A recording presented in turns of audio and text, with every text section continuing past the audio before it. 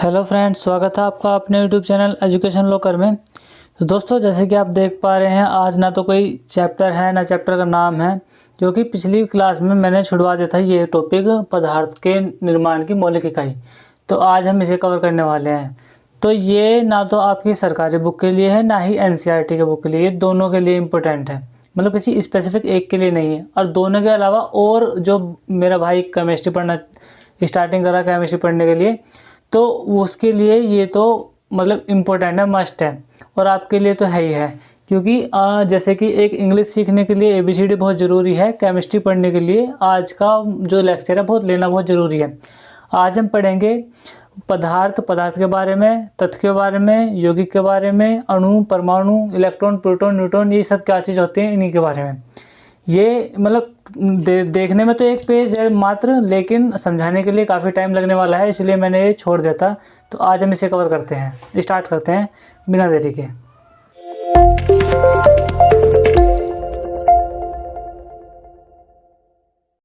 देखिए, ये सबसे पहले हेडिंग है पदार्थों के निर्माण की मौलिक इकाई। सबसे पहले तो आपको इसके बारे में पता होना चाहिए कि कहने क्या चाह रहा है। पदार्थों के निर्माण मीन्स बनाना, और बनाना मीन्स केला नहीं, बनना, किसी चीज़ से मिल कर बनना। और मौलिक इकाई का मतलब है बिल्कुल वो छोटी से छोटी चीज़ जिससे वो मिलकर बन रहा है। जैसे कि अगर एग्जांपल दूं, आप अपने घर का एग्जांपल लो, आपका जो घर है वो किस किस छोटी छोटी चीज़ों से मिलकर बना है। आप कहोगे कि हमारे घर में क्या नाम, एक तो ईंट लगी है, और रेत की ट्रॉली लगी है, और क्या नाम रोड़ी बजरपुर, ये सब चीज़ लगे हैं। ठीक है, ये आपकी जो क्या नाम घर है उसकी मौलिक इकाई है। लेकिन क्या इनसे भी छोटी कोई चीज़ है? हाँ, लेकिन नो जी, जो ईंट है, ईंट भी तो मिट्टी से मिलकर बनी है। तो इसका मतलब हाँ, मिट्टी लगी है। मिट्टी भी तो किसी छोटे मोटे डल्ले से मिलकर बनी है। हाँ, इसका मतलब मौलिक इकाई हमारी क्या है? छोटी छोटी यूनिट बताया था ना मैंने, कि सबसे छोटी यूनिट ही उसकी मौलिक इकाई कहलाती है। तो सबसे छोटी क्या है? डला नहीं, डला भी तो छोटे छोटे कणों से मिलकर बना होगा। तो वे छोटे छोटे जो कण हैं, जब मतलब तोड़ते रहो, डले को तोड़ोगे और छोटा, और थोड़ी कंकड़ को और छोटा और छोटा और छोटा, जब बिल्कुल टूटना बंद हो जाए कि हाँ भाई ये फाइनल है, अब ये बिल्कुल टूटने का नहीं है, मतलब हमारी जो हम नाखून में खून से तोड़ देंगे, बट उससे भी कई गुना छोटा हम सूक्ष्म दर्शी के देखने के बावजूद तब तोड़ देंगे उसे। तो किसी भी पदार्थ की वो छोटे से छोटा कण, जिससे है कि अब भाई लास्ट है, ये टूट नहीं सकता, ये सबसे छोटा कण है, सबसे छोटा कण है, तो वो उस पदार्थ की मौलिक इकाई कहलाती है। ठीक है, तो यानी कि हमारी हर एक चीज़ बहुत ही छोटे कणों से मिलकर बनी है। अब उन कणों के बारे में हम पढ़ने वाले हैं। तो पदार्थ क्या है? देखिए, कोई भी वस्तु है, किसी भी वस्तु को बनाने के लिए कुछ ना कुछ चाहिए होता है। मान लो तुम किताब बना रहे हो, किताब बनाने के लिए कागज़ चाहिए, सही बात है नहीं? तो कागज़ क्या है? एक पदार्थ के रूप में काम कर रहा है यहाँ पर। टेबल बनानी है, टेबल बनाने के लिए तुम्हें लोहा चाहिए, लोहा एक पदार्थ है। तुम्हें लकड़ी चाहिए, लकड़ी एक पदार्थ है। तो ऐसी चीज़ जो स्थान घेरती हो, मतलब जगह घेरती हो, जिसमें वजन हो, मतलब उसे उठाने पर वजन महसूस होवे, और जिसका ज्ञान यानी जिसके बारे में हम पता लगा सकें। पता किसके हिसाब से? या तो उसके बारे में देख कर पता लगा सकें, या उसके बारे में सुन के पता लगा सकें, या जीभ से स्वाद करके, या नाक से सूंघ के, या त्वचा से फील करके। जैसे कि देखो, अब तुमने किताब देखी, किताब एक पदार्थ है, समझ गए? हाँ, देख कर पता लगा। चखने के बाद कोई तुम पानी है, कुछ भी खट्टा मीठा पदार्थ है, उसको बताओगे, हाँ चखने के बाद वो लगा, उसे कोई नो थोड़ी ना कह दोगे कि देखने से पता लगा, देखो मीठा चीज़ है, देखियो खट्टी चीज़ है, देखियो नमकीन चीज़ है। देखने मात्र से ना पता लगने का, उसके स्वाद का हम जीभ से पता लगाएंगे। कुछ पदार्थ ऐसे हैं जो दिखाई भी नहीं देते, जिन्हें हम चख भी नहीं सकते, जिन्हें हम छू भी नहीं सकते। तो फिर उसका पता कैसे चलेगा? उसका पता चलता है हमारी स्पर्श करने से। हमारी जो त्वचा है वो फील करा देती है कि हाँ देख, यहाँ पे ना तापमान गर्म है, मतलब यहाँ हवा चल रही है, हवा लगी, हमारे शरीर को टच हुई कि हाँ हवा है, तो वो एक पदार्थ है, हवा एक पदार्थ है। तो समझ गए होंगे कि पदार्थ किसे कहते हैं। पदार्थ से मिलके ही कोई वस्तु बनती है। लकड़ी से मिलके टेबल बनती है, तो लकड़ी पदार्थ है, टेबल वस्तु है। समझ गए? अब आप सोचेंगे, अब बात करेंगे पदार्थ का निर्माण। ये पदार्थ ही कैसे बना? मिट्टी से बनकर हमने घर बनाया, तो ये मिट्टी भी तो किसी चीज़ से बनी होगी, वो पदार्थ का निर्माण देखेंगे। चलिए, चौक अथवा कोयले का बड़ा टुकड़ा लीजिए, इसे पीट कर टुकड़ों में विभाजित कर लें। टुकड़ों में विभाजित का मतलब है टुकड़ों में बांट लें, कूट कूट कर, ठीक है, कर लिया। इसके हर टुकड़े में उस पदार्थ के गुण विद्यमान है। मतलब जैसे कि तुमने एक बहुत मोटा डला है चौक का, तुमने उसको 2 हिस्से तोड़ लिए, 2 की जगह 4 तोड़ लिए, फिर 8 तोड़ लिए, फिर 16 तोड़ लिए। जो तुमने सबसे छोटा हिस्सा बचा और वो पूरा डला जो बचा, पूरा जो कंकड़ है, पूरा मोटा पत्थर है, वो जो छोटा सा है, भाई देख रहे हो, अगर वो वाइट कलर का है तो छोटे वाला भी वाइट कलर का होगा। वो अगर पानी में घुल जाता है तो छोटे वाले भी पानी में घुल जाएगा। वो अगर ब्लैक बोर्ड पर वाइट लिखता है तो ये भी वाइट लिखेगा। यानी कि जैसे गुण, जैसे प्रॉपर्टी उसकी है बड़े वाले की, सेम प्रॉपर्टी उस छोटे वाले की रहेंगी। उस छोटे वाले को तोड़ते जाओ, तोड़ते जाओ, तोड़ते जाओ, बिल्कुल कण पे ले जाओ, एक छोटे से कण पे, तो क्या देखोगे, जैसी प्रॉपर्टी इतने बड़े डल वो थी, कंकड़ की थी, वो वैसी ही प्रॉपर्टी उस कण की रहेगी। यानी कि जो हम किसी चीज़ को तोड़ते हैं ना, कोई पत्थर है, कोई किसी को तोड़ते हैं, उसके छोटे छोटे कणों में उस पत्थर के जैसे गुण होते हैं। जैसे पत्थर में गुण रहेंगे वैसे ही छोटे छोटे कण में गुण होंगे। अब छोटे छोटे कण मिल मिल कर बड़ी चीज़ बनाएंगे। तो जैसे कण, मतलब जैसे गुण उन कणों में रहेंगे वैसी तो बड़ी चीज़ बनेगी। ऐसे तो है नहीं कि छोटे छोटे कण है ना, हमने सफ़ेद सफ़ेद इकट्ठे करे और एंड मोमेंट पे जाकर इतना बड़ा काला गोला बन गया। ऐसे कैसे हो जाएगा? कण सफ़ेद है तो गोला भी सफ़ेद ही बनेगा, ठीक है। तो हम इसे ये समझे कि हर एक पदार्थ के छोटे छोटे टुकड़ों में तोड़ने पर जो प्राप्त होता है ना, उसमें और पदार्थ में सेम सेम गुण रहते हैं, सेम सेम प्रॉपर्टी रहती है। जैसा वो करेगा वैसी वो करेगा, ठीक है। आगे चलते हैं। अब इसे इतने अधिक पीसे कि यह पाउडर के रूप में आ जाए, बिल्कुल पाउडर की तरह बन जाए। पाउडर की तरह बनने के बाद अब इस पाउडर को किसी महीन कपड़े से छान लो। सूती कपड़ा देखोगे उसे छान लो, जैसे कली छानते हैं। छानने पर बहुत महीन कण, महीन का मतलब बहुत छोटे कण प्राप्त हो जाएंगे आपको। अर्थात छोटे कण भी अनेक अत्यधिक छोटे कणों से मिलकर बने होते हैं। देखिए अभी तक हम आंखों से देख रहे हैं, कपड़े से छनने के बाद जो कण मिले उन्हें भी हम आंखों से देख रहे हैं, लेकिन ये जो आंखों से दिख रहे हैं ये भी कई सारे छोटे छोटे कणों से मिलकर बने हुए हैं। वे हमें ना दिख पाने के, उनको देखने के लिए हम इस्तेमाल करते हैं सूक्ष्मदर्शी।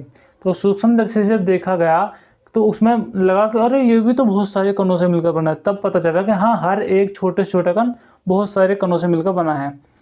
ये भी अत्यधिक छोटे कणों से मिलकर बने हैं। हम इसी प्रकार और अति सूक्ष्म कणों की कल्पना कर सकते हैं। अब हम देख तो सकते नहीं, हर किसी के पास सूक्ष्मदर्शी तो है नहीं, तो वो इसकी इमेजिन कर सके, सोच सके, अरे हाँ इतना छोटा कण होगा, इतना छोटा कण होगा, बहुत छोटा कण होगा, ऐसे इमेजिन करी जा सकती है, ठीक है। इस क्रियाकलाप से स्पष्ट होता है कि पदार्थ समय सूक्ष्म कणों से मिलकर बने होते हैं, जिन्हें अणु या परमाणु कहते हैं। तो यो पता पड़ गया कि पदार्थ किन से मिलकर बने हैं? पदार्थ छोटे छोटे कणों से मिलकर बने होते हैं। अच्छा, उन कणों को क्या नाम दिया गया? उन कणों को नाम दिया गया या तो अणु कह लो या कह लो परमाणु। अब तुम कहोगे सर एक ही अलग अलग कैसे कह दो, उसके बारे में भी आपको बताऊंगा कि अणु क्या है, परमाणु क्या है, ठीक है। आगे चलते हैं। अणु पदार्थ का वह सूक्ष्म कण, यानी कि कोई पदार्थ है उसको तोड़ा तोड़ा तोड़ा, तोड़ने के बाद जो छोटे छोटा कण प्राप्त हुआ, पदार्थ का वह सूक्ष्म कण जो स्वतंत्र अवस्था में रह सकता है, जो फ्री रह सकता है, जो अकेला बैठा है कोई बात ना, बैठे रहने दे उसे, जो खुली अवस्था में रह सकता है, अकेला बैठा बैठे रहने रह सकता है वो, तथा उसमें पदार्थ के सभी गुण विद्यमान होते हैं। जिस पदार्थ से टूटकर बना है वो, जैसे पदार्थ से टूटकर बना है वो, जो कण है और वो पदार्थ है, उन दोनों में सेम गुण रहेंगे।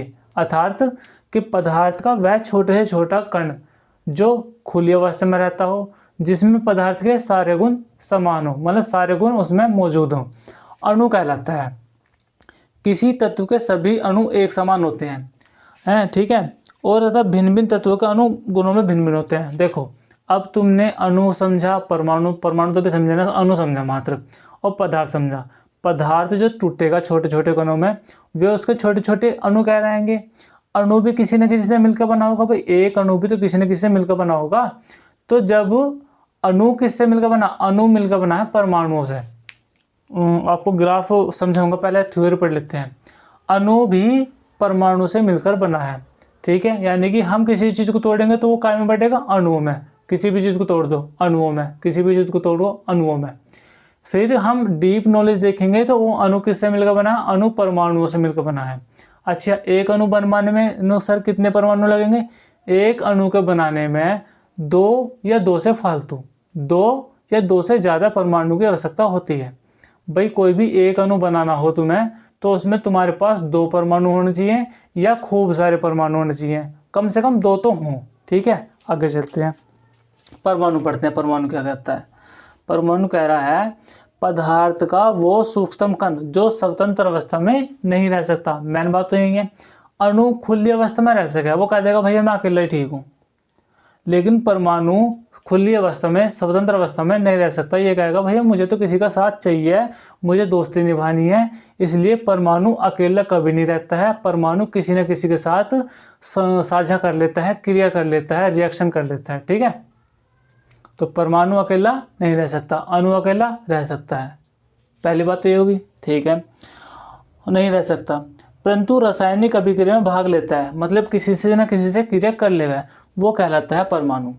अब तुम बताओगे सर अणु परमाणु में डिफरेंस क्या बताया तुमने? आइए बता रहा हूँ, रुक जाओ। अणु तथा परमाणु को नग्न आंखों से देखना संभव नहीं है। नग्न आंखों मतलब है खुली आंखों से देखना, मतलब पॉसिबल ही ना, वे इतने छोटे छोटे हैं। ठीक, परमाणु आपस में संयुक्त होकर अणु का निर्माण करते हैं। देखिए ये ना मैंने बताया था कि अणु परमाणु से मिलकर बना है, तो परमाणु क्या है, आपस में मिलजुल कर एक अणु बनाएंगे। परमाणु खूब सारे हैं, परमाणु एक भैया मैं परमाणु, एक तू परमाणु, आप मिलकर कोई सा अणु बनाएंगे। ठीक है, अणु बना लिया, लेकिन अगर परमाणु परमाणु सेम हुए, जैसे कि मैं एक परमाणु, अब मेरे जैसे ही एक परमाणु, हम 2 मिलकर एक अणु बनाएंगे, तो वो अणु जो बनेगा उसमें कैसे गुण रहेंगे? हमारे जैसे। भाई जैसा मैं वैसी अणु बनेगा, जैसा वो वैसी अणु बनेगा, हम दोनों जैसे वैसी तो अणु बनेगा। अगर मैं पीले रंग का वो पीले रंग का, तो अणु कैसे रंग का? पीले रंग का। अगर मैं लाल रंग का वो पीले रंग का, तो अणु कैसा बनेगा? लाल पीले रंग का। ठीक है, तो परमाणु 2 या 2 से अधिक होते हैं। अकेला मैं तो हो ही नहीं सकता, अकेला बनूंगा अकेला, तो मैं अकेला तो रह ही नहीं सकता। परमाणु किसी न किसी के साथ क्रिया कर लेगा। ठीक है, इसलिए कहा था परमाणु स्वतंत्र अवस्था में नहीं रह सकता और अणु अकेला रह सकता है, क्योंकि अणु खुद किसी न किसी से मिलकर बना है, उसमें बनने के लिए 2 या 2 से अधिक परमाणुओं की आवश्यकता होती है। ठीक है, जैसे कि देखो समान परमाणुओं के संयोग से तत्व के अणु बनते हैं। तत्व और यौगिक समझो क्या है? तत्व एक वो चीज है जिसमें सारे कण सेम सेम है। मान लो जैसे हल्दी है, हल्दी के सारे कण पीले पीले हल्दी के ही कण है, उसे कहते हैं प्योर हल्दी, उसे कहते हैं तत्व। एक प्रकार से तत्व क्या है, प्योर को कह लो। नमक के सारे कण हैं तो नमक के ही कण हैं, उसमें एक भी चीनी का कण नहीं है, तो नमक क्या है? तत्व मान लो। अगर चीनी के सारे कण हैं तो चीनी के ही हैं, उसमें एक भी नमक का नहीं है, वो एक तत्व है। क्या समझे कि तत्व बनने के लिए सारे जितने भी अणु चाहिए, भाई तत्व बनाएंगे, तत्व बनाने के लिए हमें जितने भी अणु चाहिए वे एक से होने चाहिए। पहली बात तो समझे, इसका मतलब क्या, जब भी तो तत्व प्योर बनेगा। अगर हम हल्दी एक तत्व, हल्दी बनानी है हमें, तो हल्दी के तत्व बनाने के लिए सारे अणु जो रहेंगे हल्दी के, वे हल्दी के ही तो होंगे, उनमें से एक आधा मिर्च का भी आ जाएगा। जब मिर्च का आ जाएगा अलग बन जाएगा, तो तत्व बनाने के लिए जितने भी अणु चाहिए वे सभी सेम सेम चाहिए। ठीक है, ठीक है जी, हम तुम्हें सेम सेम अणु दे देंगे, लेकिन अणु तो परमाणु से मिलकर बने। अगर परमाणु अलग अलग हुए गलत, अणु परमाणु से मिलकर बने। भाई परमाणु अगर सेम होंगे, एक ये पीले रंग का, मान लो कि एक कॉपी ले लूं, वेट ए मोमेंट, देखिए मान लो एक अणु और ये दूसरा अणु, तीसरा अणु, चौथा, पांचवा, और ये पूरी क्या है? हल्दी। ठीक, हल्दी के अणु है। ठीक, अणु किससे मिलकर बना? परमाणु से। परमाणु, अगर ये पीले रंग का परमाणु है और ये भी पीले रंग का परमाणु है, तो अणु कैसे रहेगा? पीले का। ये भी अगर पीले का है, पीले का, ये भी पीले का, ये पीले, ये पीले, ये पीले का, ये भी, ये भी, ये भी।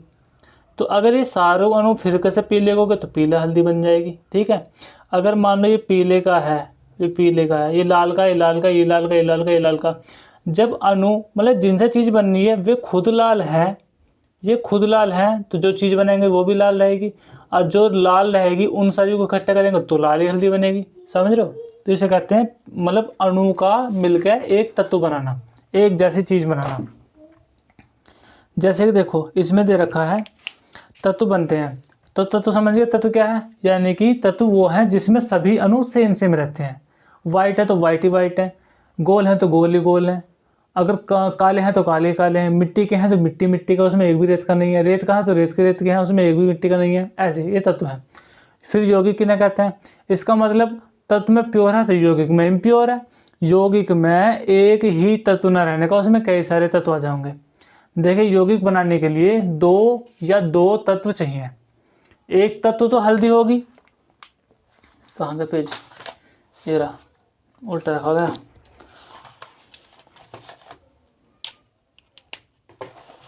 देखिए एक तत्व तो हल्दी होगी, दूसरा तत्व मिर्च होगी, तीसरा तत्व नमक होगी। तत्व कहा मैंने, क्योंकि नमक भी अणु से मिलकर बना है और इसमें भी नमक के परमाणु होंगे। मिर्च भी अणु से मिलकर बना है, इसमें भी परमाणु होंगे। ठीक है, तो अब ये बताइए, अब हल्दी को, नमक को, मिर्च को मैं एक साथ मिला दूं, क्या बन जाएगा, एक यौगिक बन जाएगा। उसमें नमक के भी अणु रहेंगे, मिर्च के भी रहेंगे, हल्दी के भी रहेंगे। तो मुझे कोई भी यौगिक बनाने के लिए मुझे कितनी चीज़ों की जरूरत पड़ी, कम से कम 2 या 3, हल्दी, नमक, मिर्च। अगर मैं इन्हें मिला दूं आपस में, तो ना तो तुम कहोगे कि ये हल्दी है, ना तुम कहोगे ये मिर्च है, ना तुम कहोगे ये नमक है। समझे? तो इसका मतलब है तुम डिसाइड नहीं कर पा रहे हो, उसमें 3 चीज़ें, वो इम्प्योर है, वो यौगिक बन गया। अगर मैं हल्दी मिला दूं, फिर कैसे हल्दी रह जाएगी, मतलब फिर भी तत्व है। तो एक तत्व हल्दी और दूसरा तत्व कोई दूसरा, दो अलग अलग तत्वों के मिलने पे जो चीज़ बनती है उसे कहते हैं यौगिक। ठीक, तो तत्व और यौगिक आपको समझ आया होगा अच्छी तरीके से। अब आगे चलते हैं।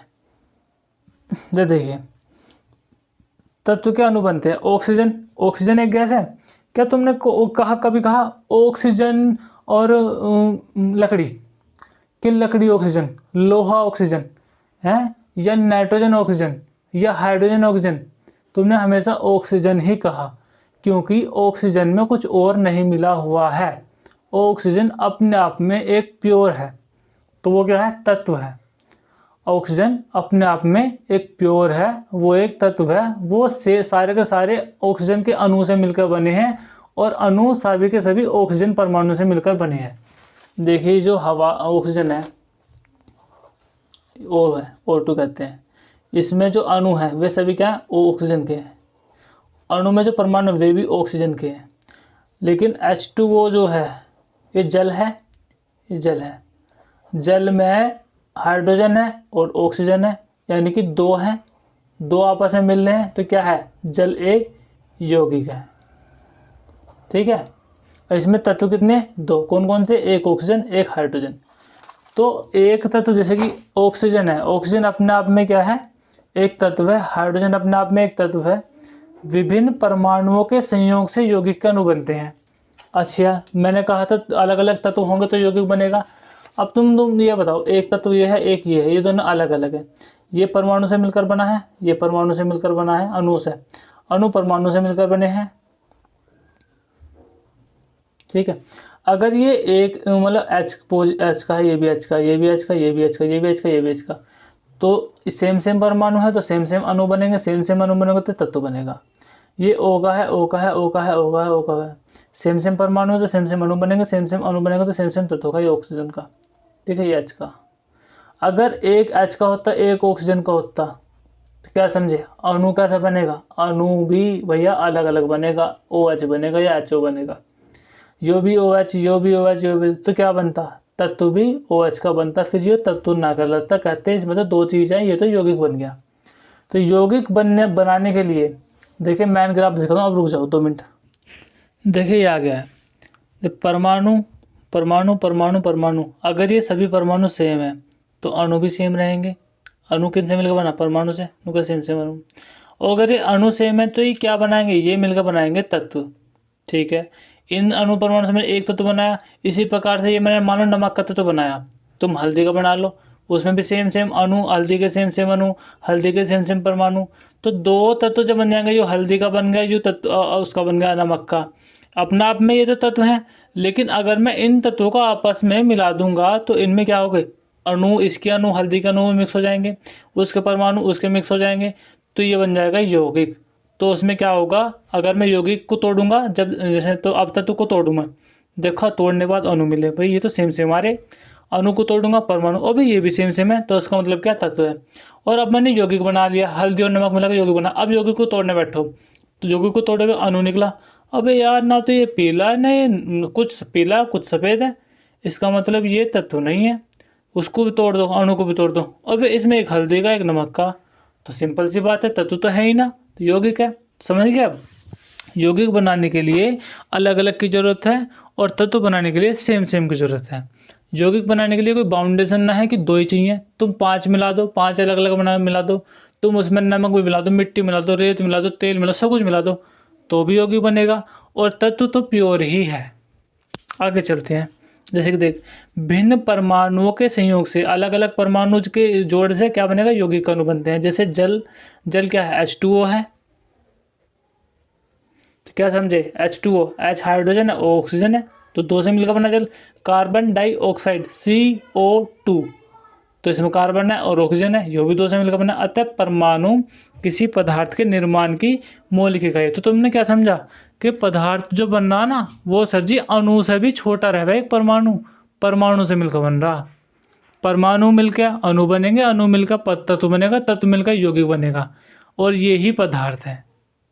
समझे। तो पदार्थ की सबसे छोटी इकाई क्या है, परमाणु। बस दिक्कत एक है कि परमाणु अकेला ना रह सकता, वो किसी न किसी से क्रिया कर लेगा, और जब 1 से या 2 से कर लेगा तो वो बन जाएगा अणु। अगर उसने अपने भैया से सेम से करी तो वो तत्व का अणु बनेगा, उसने किसी दूसरे से क्रिया करी तो वो यौगिक का अणु बनेगा। समझ गए। सेम सेम परमाणु, तत्व के परमाणु, अलग अलग परमाणु, यौगिक के परमाणु। हल्दी ने हल्दी से तैयार करी तो वो हल्दी का अणु बनेगा, हल्दी ने नमक से तैयार करी तो वो हल्दी नमक का जो मिश्रण है यौगिक, उसका अणु बनेगा। आई थिंक आपको समझ आ गया होगा। अब इससे डिटेल नहीं है मेरे पास, एग्जाम्पल में भी नहीं दे सकता, जितने भी हैं यही हैं। इससे आगे समझेंगे कि अब ये क्या हो, ये सब इसके बारे में पता किसने निकालना। आगे चलते हैं। इस बात को ध्यान में रखिए कि ऐसे सूक्ष्म कणों की केवल कल्पना की जा सकती है, इन्हें देखना दिखाना संभव नहीं है। अब आप कह लोगे सर जी हमें अणु चमकाओ, मैं कहाँ से चमकाऊंगा भैया। ठीक है, आगे चलो। सारे पदार्थ अति सूक्ष्म कणों से मिलकर बनते हैं, तो आप समझिए हर एक चीज़ छोटी से छोटी चीज़ से मिलकर बनी है, तभी इन्हें पदार्थों की संरचना की इकाई कहा गया। क्या कहा गया, इकाई। इसलिए ही इनको मूल इकाई कहा गया कि हर एक पदार्थ छोटे छोटे कणों से मिलकर बना। वे कण क्या है, मूल इकाई है। हमारा शरीर भी तो छोटी छोटी चीज़ों से बना है। इनमें सबसे छोटी चीज़ क्या है, वो है हमारी सेल, कोशिका। कोशिका मिल मिलकर हमारा शरीर बना है।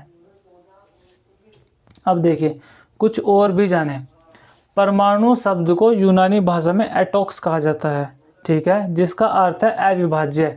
अविभाज्य किसे कहते हैं, जिसे विभाजित नहीं किया जा सकता, जिसे तोड़ा नहीं जा सकता, जिसे बांटा नहीं जा सकता।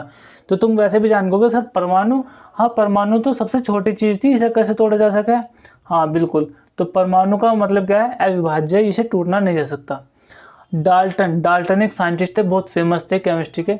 डाल्टन के परमाणु सिद्धांत के अनुसार उन्होंने एक मतलब परमाणु पे एक्सपेरिमेंट किया। उन्होंने बताया कि ऐसा तो होता ही होता है, ये एक पर्पज है कि यह होगा सिद्धांत है। डाल्टन के परमाणु सिद्धांत के अनुसार तत्व अत्यंत सूक्ष्म अविभाज्य कणों से मिलकर बना होता है। डाल्टन जी ने क्या बताया कि उन्होंने जब अपना एक्सपेरिमेंट किया, उन्होंने बताया कि तत्व जो है खूब सारे छोटे छोटे अविभाज्य जिन्हें तोड़ा नहीं जा सकता परमाणु से मिलकर बना होता है। सही बात है, जिन्हें परमाणु कहते हैं। इलेक्ट्रॉन, प्रोटॉन, न्यूट्रॉन की खोज के बाद परमाणु को विभाज्य माने जाने लगा है। देखिए जब डाल्टन जी ने ये बताया था उस टाइम पे साधन नहीं थे इस प्रकार के जैसे कि आज मौजूद हैं। भाई अब उस टाइम पे वे फैसिलिटीज़ ना रही होंगी। अरे यार लाइट चलेगी, सॉरी दोस्तों लाइट चली गई है। इसके बाद मैं वहीं से कंटिन्यू करता हूँ, वैसे टॉपिक लगभग ख़त्म ही हो चुका है। भाई डाल्टन जी ने जब एक्सपेरिमेंट करा था तब उनके पास वो संसाधन नहीं थे जो आज मौजूद है। अब हमारे जो अब जो नए वैज्ञानिकों उन्होंने और डीप नॉलेज ली तो पता पड़ा कि भैया परमाणु भी किसी न किसी से मिलकर बना है। तो बताओ भैया वे किससे मिलकर बना। परमाणु में इलेक्ट्रॉन, प्रोटॉन और न्यूट्रॉन पाए जाते हैं। तो परमाणु भी किससे मिलकर बना, 3 चीज़ों से मिलकर बना। Electron, proton, neutron.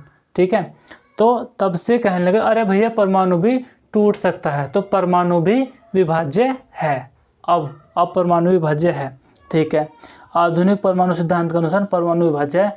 Electron, proton और न्यूट्रॉन को परमाणु का मूलभूत कण कहते हैं। अभी मैंने कहा किसी चीज़ को बनाने वाली छोटी से छोटी चीज़ उसकी इकाई कहलाती है, मूल इकाई कहलाती है।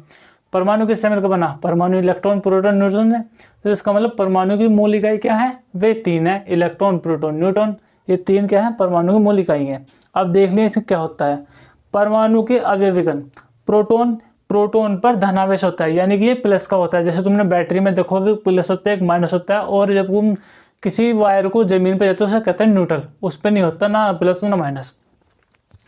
परमाणु धनावेश होता है, इसे पी से कहते हैं। अगर पी कहीं लिखा जाए साइंस की भाषा में तो कहते हो ये परमाणु दिखा रहा है, यहाँ पर लिखा जो पी है ना ये नुका रहा है, यहाँ प्रोटॉन है, उसके ऊपर प्लस का चिन्ह और लगा दे कि हाँ ये धनावेश है।